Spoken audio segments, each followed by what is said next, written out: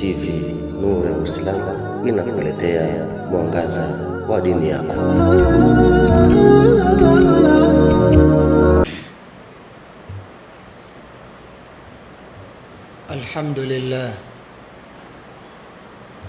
Alhamdulillahi rabbil alamin,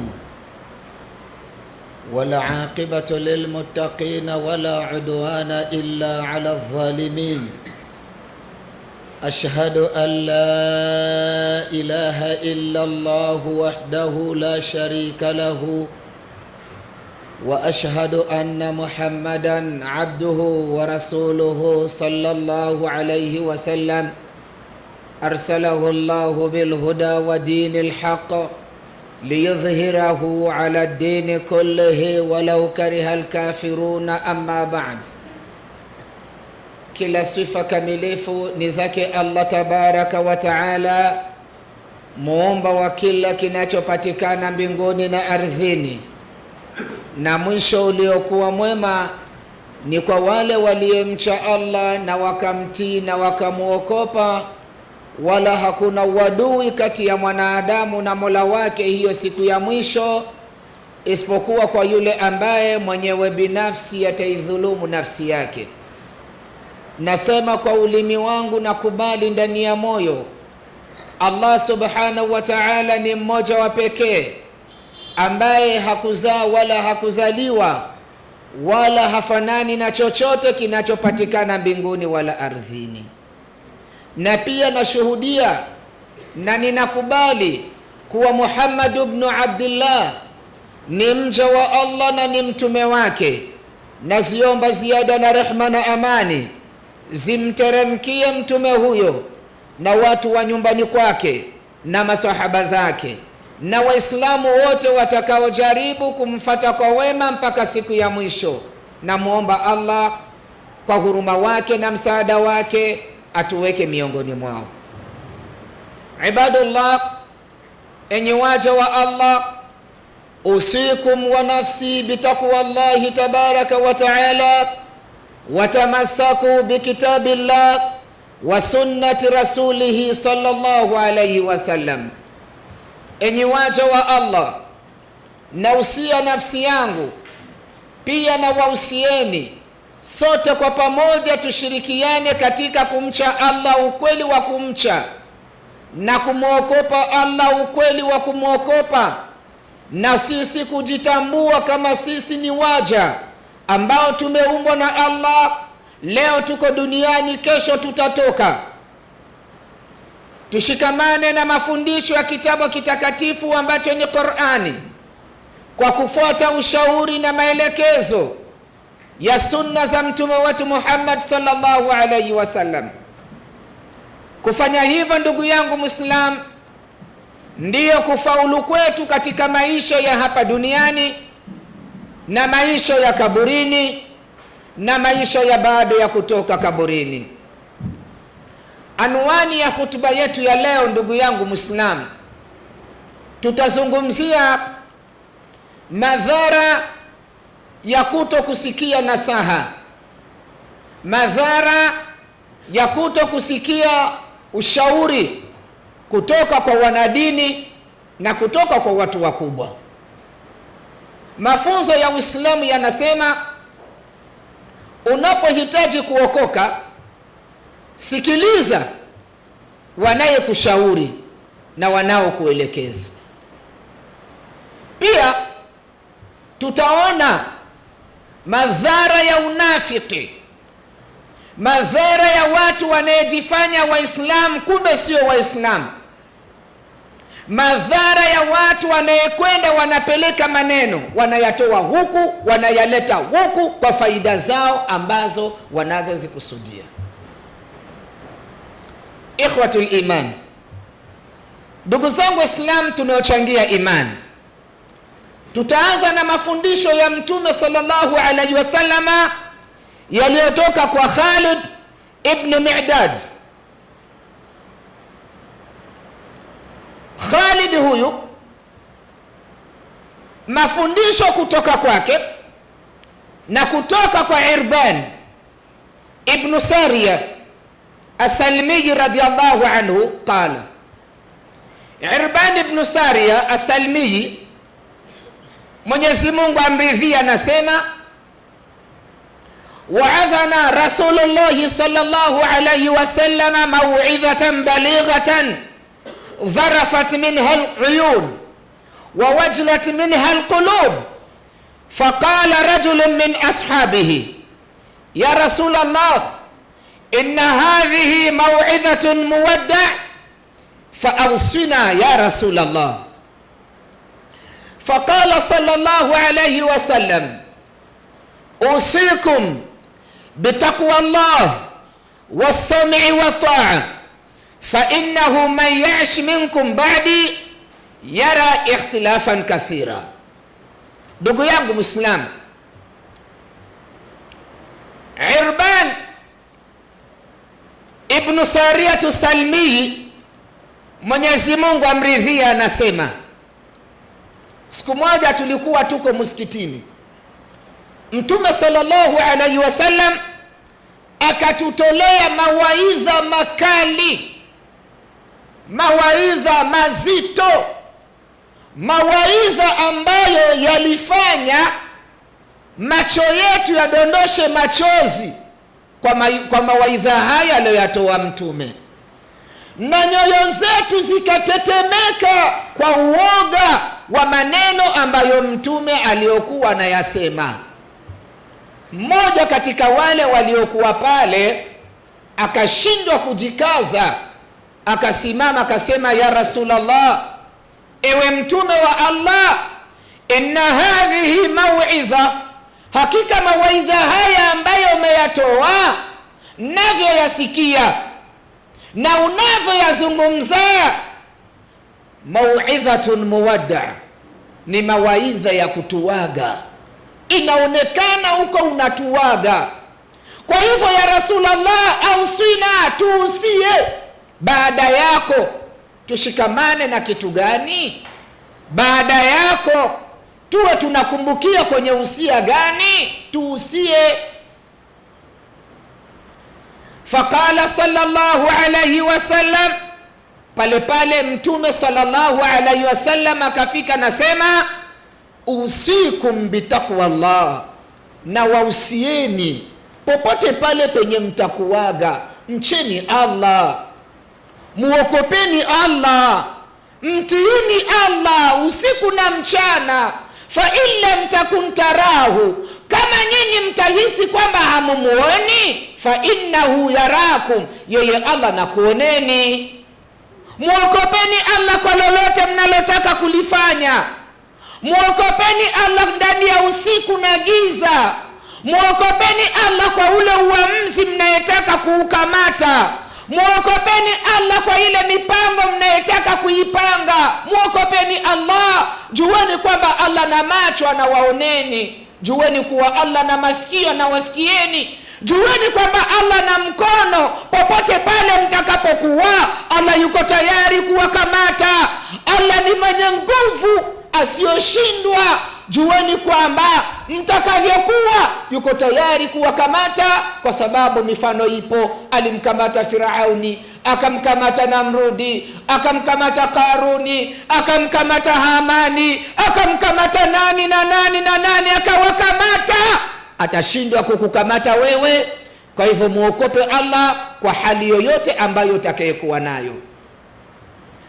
Wasam'i wa ta'a, na katika maisha yenu muwe wenye kusikia mnaponasihiwa, muwe wenye kusikia mnapoambiwa, muwe wenye kusikia mnapoelekezwa. Hapana kuwa wakaidi, hapana kuwa wajeuri. Wanadini wanapowaelekeza sikieni, mashehe wanapowaelekeza sikieni. Chanzo cha imani ni kusikia, chanzo cha kuokoka ni kusikia, chanzo cha kutoka ndani ya matatizo ni kusikia. Kwa hivyo sikieni vyema. Wakubwa zenu, wababa zenu, wababu zenu wanapowashauri, wanapowaelekeza, ndugu zangu, watoto wangu, wajukuu zangu, haya mnayoyafanya sio mazuri, sikieni, eleweni. Kwa kuwa nyinyi msidhani hapa penye nyinyi mko hakuna waliotangulia. Wapo waliotangulia. Wataa, pia mtii, muwe mnatii.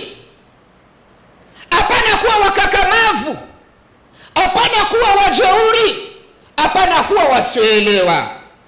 Ndugu yangu, kisha Mtume akawaambia masahaba, fa innahu man yaishi minkum ba'di, bila shaka yule atakayeishi baada yangu miongoni mwenu akawa na umri mrefu, akapata mambo, akapata maisha marefu, atakutana na mambo mengi, atakutana na mabadiliko mengi. Msijione mlivyokuwa msikitini, mna upendo, mna amani, mnasaidiana, matatizo yenu ni yenu, lakini baada yangu patatokea mambo ya ajabu. Waislamu watamalizana wao kwa wao, Waislamu watachimbiana shibo wao kwa wao, Waislamu watamwaga damu wao kwa wao. Mtu atafurahi kumkandamiza mwenzake, mtu atafurahi kumfukuzisha kazi mwenzake, mtu atafurahi kutembea na mke wa mwenzake, mtu atafurahi kuharibu binti wa mwenzake, mtu atafurahi kumkandamiza mwenzake, mtu atajiona kama ni mwanaume wakati yuko na kula mali za mwenzake, anawadidimiza wenzake. Mtaona mambo mengi ambayo leo hayapo. Ndugu yangu Muislamu, fi hadha shahru al-Muharram, katika huyu mwezi mtukufu, mwezi wa Muharram, mwezi wa kwanza wa Kiislamu, mwezi ambao unatufungulia mwaka wa 1448. Huyu mwezi, ndugu yangu Muislamu, tunakumbuka miongoni mwa matokeo yaliyotokea ni matokeo ya mauaji ya Hussein ibn Ali. Hussein ibn Ali ameuawa ndani ya mwezi wa Muharram, na aliuawa tarehe 10, na aliuawa na wale wanayeswali, aliuawa na wale wanayetoa shahada, aliuawa na wale waliovaa ngozi ya kondoo, kumbe ndani ya roho zao ni mbwa mwitu. Ndugu yangu Muislamu, mwezi huu wa Muharram ni mwezi wa kukaa na kutafakari. Hivi leo naishi na watu au naishi na minyama? Mnapokutana mnatoleana salamu, kumbe mwenzio meno anayaweka. Mnaswali pamoja kwenye safa moja, kumbe mwenzio yuko na mbundia mkeo. Mnasali pamoja na kijana, unaona yuko anasoma Qur'ani, yuko anafanya dhikri, kumbe yeye ndio anakuharibia binti yako. Mnakaa pamoja na mwenzio, wewe unahangaika, kumbe mwenzio yuko anafanya mahesabu ya kukumaliza. Unamwita mwenzio nyumbani kwako aje akutembelee, kumbe yuko anaangalia makale ya mlango, yuko anaangalia makale ya dirisha, jinsi usiku atakuja kukulala yako. Ndugu yangu Muislamu, wale unayawaona ni watu, kumbe wamebadilika, wamekuwa simba. Ndugu yangu, hayakuweza leo, yalianza huko palipotangulia. Hussein ibn Ali anauawa na wale waliotoa shahada, anauawa na wale wanayojifanya Waislamu. Ndugu yangu Muislamu, mwezi huu ni mwezi mtukufu, ni mwezi wa kila Muislamu kukaa sehemu moja na kujitazama na kutafakari na kuangalia Uislamu wake, asije akajikute amevaa ngozi ya kondoo wakati yeye ni mbwa mwitu. Baada maktali Uthman ibn Affan radiyallahu anhu, dakhala fi almuslimina ma dakhala. Ndugu yangu Muislamu, khalifa watatu Uthman ibn Affan, baada ya kuuawa kwake, baada ya kuuawa, kuna mambo yaliyoingia ndani ya Uislamu, kuna chuki ziliingia ndani ya Uislamu, kuna mambo yaliingia ndani ya Uislamu yakawasambaratisha Waislamu, kiasi ya kwamba walioonana ndugu wakaanza kuonana kuwa maadui. mambo hayo, Waislamu walikaa chini wakaona kwamba hali hii haiwezi kamalizika mpaka tumpate kiongozi. Waislamu wa Madina wakamchagua kiongozi Ali ibn Abi Talib radiyallahu anhu, akawa khalifa wa 4. Lakini japokuwa amechaguliwa, mji umechafuka, kiongozi ameuawa, tena ameuawa dhulma. Uthman ibn Affan, mmoja katika watu waliobashiriwa pepo, yuko hai. Uthman ibn Affan Dhunnuraini, aliyeishi na nuru mbili, alioa mabinti wawili wa Mtume sallallahu alayhi wasallam, anauawa, tena anauawa kikatili, tena anauawa dhulma, mji unachafuka. Ndugu yangu Muislamu, Ali alipoukamata utawala, taarifa zikamfikia Muawiya. Muawiya akauliza, vipi waliyemuua Uthman, hali yao vipi? Ali akasema, subiri kwanza tupoze hii zilzala. Muawiya akasema, hapana, sisubiri wakati kiongozi ameuawa dhulma. Wale wote waliyemuua lazima wasakwe, watafutwe, wakamatwe, wote wapewe adhabu inayolingana na makosa walioyafanya. Ali akamwambia Muawiya, tulia, mimi kama amiri nasema. Muawiya akasema, na uamiri wako wote sintosikia lolote mpaka nihakikishe kwanza waliyemuua Uthman wanakamatwa. Wale walifanya mipango ya kumuua Uthman wakaona, sasa hapa muda wetu umefika. Uthmani ana jeshi la Uthman, ana watu wengi wanayempenda, miongoni mwao ni Muawiya, na Muawiya ana jeshi la kuenea sawa sawa. Sasa kwa hiyo tusipocheza hapa tunamalizika. Wakajigawa makundi mawili. Kundi la kwanza likaenda kwa Ali kwa lengo la kumwambia Ali, usikubali mambo yote atakayoyasema Muawiya. Na kundi la pili likaenda kwa Muawiya, likaenda na agenda ya kumwambia Muawiya, usikubali njia zozote ambazo Ali atakazozikamata. Kwa hivyo hapa katikati ukawa ni mchezo wa wanafiki, ukawa ni mchezo wa wauaji. Kama jinsi leo Waislamu kuna watu ambao wako ndani ya Waislamu wanapandikiza chuki, wanapandikiza roho mbaya ili Waislamu wamalizane. Leo kuna nyumba nyingi za Waislamu, mke na mume wameachana sababu ya wanafiki kwenda wanaleta chuki. Kuna warafiki wengi wameacha urafiki wao, wamegombana sababu ya watu wanafiki, wanapuliza huku, wanaleta maneno ya huku, wanayaleta maneno ya huku. Lile kundi liliokwenda kwa Ali likamwambia Ali, sisi ni wafasi wako, usikubali ushauri wa aina yoyote kutoka kwa Muawiya. Wewe ndiye khalifa, wewe ndiye neno la mwisho.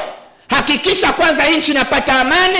Masuala ya Uthmani kuuawa, achana nayo, yatazungumziwaga huko baada ya nchi kuwa na usalama. Lile kundi lingine likatoka likaenda kule kwa Muawiya. Muawiya, usikubali, lazima wale waliomuua Uthmani wanakamatwa wote. Fikra yoyote ambayo Ali atakuletea usikubali, iwe ya suluhu, iwe ya kuelewana, iwe ya mazungumzo, usikubali. Ali hana ilmu al-ghaib, Muawiya hana ilmu al-ghaib. Aliona hawa wanakuja, kaona ni watu wema, wamekuja na sura ya kondoo, alafu wako karibu na yeye. Ali aliona hawa wanakuja wako karibu na yeye, utafahumu, kuto kufahamiana. Ali hana matatizo na Muawiya, na Muawiya hana matatizo na Ali. Muawiya hakukataa uongozi wa Ali, na Ali hakumkataa Muawiya, wala rai ya Muawiya hakuikataa Ali. Rai yake ilikuwa tutulize raia, baadaye tuwakamate. Muawiya naye anasema hapana, mambo yatakapotulia hawa watu watakuwa wamekwisha kimbia, lazima tuzingire mji wa Madina, tuwasake mapema sana, tuwakamate. Baada ya kuwahukumu, mzee, fanya chenye unataka. Wale wauaji huku wanakonga na huku wanakonga. Ndio hali ya leo, ndugu yangu Muislamu. Watu wanamalizana sababu ya wanafiki, watu wanamalizana sababu ya watu waliokuwa na sura za kondoo, wakiwa mbele za watu wanalia, kumbe ni simba, kumbe ni chui, kumbe ni mbwa mwitu. Wanayoyafanya usiku Allah ndiye anayeyajua. Mchana wanavaa nguo za watu, usiku ni warukaji. Ndugu yangu Muislamu, ya kutokea yalitokea, hali ikawa mbaya mpaka Ali ibn Abi Talib akaona Madina imechafuka, akatoka Madina akaenda Iraq. Ndugu yangu Muislamu, hali iliendelea mpaka Ali akauawa. Hali ikaendelea na Muawiya mpaka muda wake wa kufa ukaenea. Lakini Muawiya kabla ya kufa akawa amehusia watu wake na maswahaba zake, baada ya kufa mimi uongozi na utawala apewe mwanangu Yazid ibn Muawiya. Muawiya akafa, utawala akapewa Yazid. Wakati huo Yazid yuko Madina, Hussein yuko Madina, Ibn Ali, maswahaba wakubwa wako Madina, wakampa bai'a Yazid ibn Muawiya. Katika wale ambao hawakumpa Muawiya bai'a akawa Hussein ibn Ali. Yeye fikra yake na muono wake akaona kwamba tendo liliyotendeka ni tendo ambalo haliridhii, la mtu kumchukua mtoto wake akamweka pale na watu wakamuunga mkono, yeye akakataa kumpa bai'a. Na miongoni mwa mwingine ambaye hakumpa bai'a ni Abdullah ibn Zubair, na yeye pia hakumpa bai'a, wenyewe wakakataa. Kwa hivyo zile chembe za wanafiki zikamwendea Yazid ibn Muawiya, akamwambia unaona, Hussein mpaka hii dakika angaliki na chembe ya baba yake, lazima kwa hali na mali, kwa nguvu, atake bila kutaka, lazima akusapoti, akupe bai'a kwamba wewe ndiye kiongozi, la sivyo kamata mkono wa kiongozi. Abdullah ibn Zubair naye pia wangali na chembe ile, kwa sababu Zubair ibn al-Awwam yeye alikuwa miongoni mwa wale ambao waliokuwa wanasapoti kabla ya mambo yote lazima wauaji wakamatwe, na yeye aliuawa huko. Mwanae na yeye amekataa, ameona kwamba hii hapa hakuna haki iliyotendeka hapa, siwezi nikatoa bai'a, huyu utawala siwezi nikaukubali, ni utawala wa dhulma huyu, na yeye akakataa. Wanafiki wakamchanja Yazid, wakamwambia lazima hao watu wawili kwa hali na mali wakamatwe, walazimishwe watowe bai'a, kwa sababu nyuma yao kuna watu wengi wanayewasapoti. Hussein ibn Ali ni mjukuu wa Mtume Muhammad. Abdullah ibn Zubair ni sahaba katika maswahaba wakubwa, baba yake amebashiriwa pepo, yuko hai, sio mtu wa kawaida. Likatumwa tume hili likamwendea Abdullah ibn Zubair, la maaskari wakamkuta nyumbani kwake, wakamwambia kinachotuleta hapa ni kuja kukulazimisha kwenda kumsapoti kiongozi kwa hali na mali. Abdullah ibn Zubair ni jeshi, Masahaba wa mtume walikuwa majeshi. Masahaba wa mtume hawakuwa kiholela, hawakutishwa na upepo. Hapana.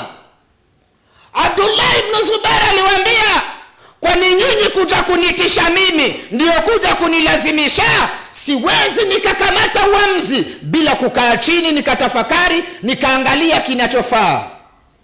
Wala hamjakosea. Rudieni leo, nitalala najifikiri, nitawapeni majibu kesho. Wakamwambia sawa.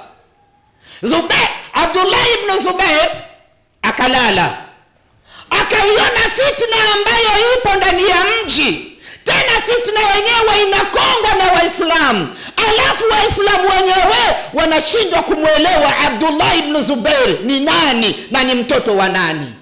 Saa 6 ya usiku bwana mdogo akachimba, akakimbia, akatoka Madina, akaenda Maka. Lile tume likatoka likaenda kwa Husaini ibn Ali. Ule usiku wakamwambia, tumekuja, wamezingira nyumba yake, tumekuja kwa jambo limoja, kwenda kumpatia bai'a kiongozi, utake usitaki. Husaini ni kamanda, Husaini ni jeshi, ana damu ya Mtume Muhammad. Mtume Muhammad alikuwa jeshi, hakuwa legelege. Akamwambia, nahnu al Muhammad, sisi ni watu wa familia ya Muhammad, hatumsapoti mtu kwa kujificha, hatumsapoti mtu kwa kushimikizwa. Niacheni nilale, kesho mchana nitakuja msikitini, nitampatia bai'a. Msikiti umejaa na watu wote wapo. Wakaona safi rai yake, wakamwambia naam. Walipoondoka, Hussein akaona hapa fitna ni kubwa, na yeye pale usiku akafunga safari, akatoka Madina, akakimbilia Maka. Abdullah ibn Zubairi mbele, yaliyojiri kwa Husaini hayajui. Husaini na yeye nyuma, yaliyojiri kwa Abdullah ibn Zubairi hayajui. Wote wanakimbia. Mungu akawajalia wakafika Maka. Walipofika Maka, ndugu yangu Muislam, Husaini akatulia. Watu wa Iraq wakapata taarifa kwamba Husaini ibn Ali amekataa kumpatia bai'a Yazid ibn Muawiya. Na wale watu wa Iraq walikuwa hawamtaki Yazidi, wale walikuwa hawamtaki Muawiya, bali wao walikuwa wanampenda Ali, na Ali aliuawa na watawala. Raia wa Iraq walimpenda Ali ibn Abi Talib, lakini watawala hawakumpenda. Kama jinsi hata leo unaweza ukawa mwanadini, raia wakakupenda, lakini ile mizee mikongwe inayojifanya kwamba wao ndio wao, wakawa na chuki na wewe, hawataki haki, hawataki ukweli. Mara nyingi wanaeleta matatizo ni wale wanaojifanya wa bwana mkubwa, ni wale wanaojifanya watawala, hawataki haki. Wakiambiwa wanataka waende na jinsi fikra yao inataka. Dini haiwezi kaenda hivyo, na wala hayakuanza leo. Watu wa Iraq walimpenda Ali ibn Abi Talib, lakini wale viongozi wa pale Iraq pale hawakumpenda Ali. Walifanya chonjo na njia zozote mpaka wakamuua Ali ibn Abi Talib. Kwa hivyo wale raia walipopata taarifa kuwa Husaini hivi sasa amekimbilia Maka, amekataa kuunga mkono Yazid, hayuko pamoja na Yazid, na wao hawako pamoja na Yazid, wala hawako pamoja na fikra ya Muawiya, wakaona kwamba Husaini anatufaa. Husaini ni wetu, lazima tuungane naye, tuwe pamoja na yeye. Ndugu yangu Muislam, watu wa Iraq wakaanza kuandika mabarua, wakaanza kuandika maombi ya kuyapeleka kule Maka kwa Hussein. Hussein, ingalao baba yako amekufa akauawa, tunakutaka wewe ndio uje uwe kiongozi wetu. Tunakutaka wewe uje uwe kiongozi wetu. Hatutaki kiongozi kutoka kwa Yazid, hatutaki kiongozi kutoka kuna kwa upande wa Muawiya, tunakutaka wewe. Barua zikaenda, maombi yakaenda mpaka zikafikia barua 500 za maombi za kumuomba Hussein iende Iraq, akawe kiongozi wa Iraq, akachukua nafasi ambapo baba yake aliyokuwa napo, aendeleze kuwaongoza Waislamu. Watu wadogo wakamtaka. Ndugu yangu,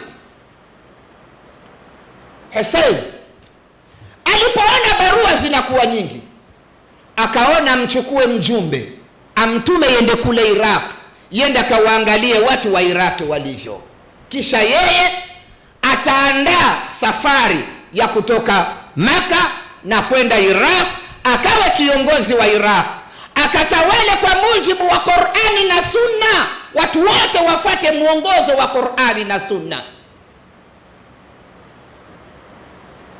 Mwenyezi Mungu atujalie tuenye kuyasikia mazuri na kuyafuata, na kusikia maovu na kuepukana naye.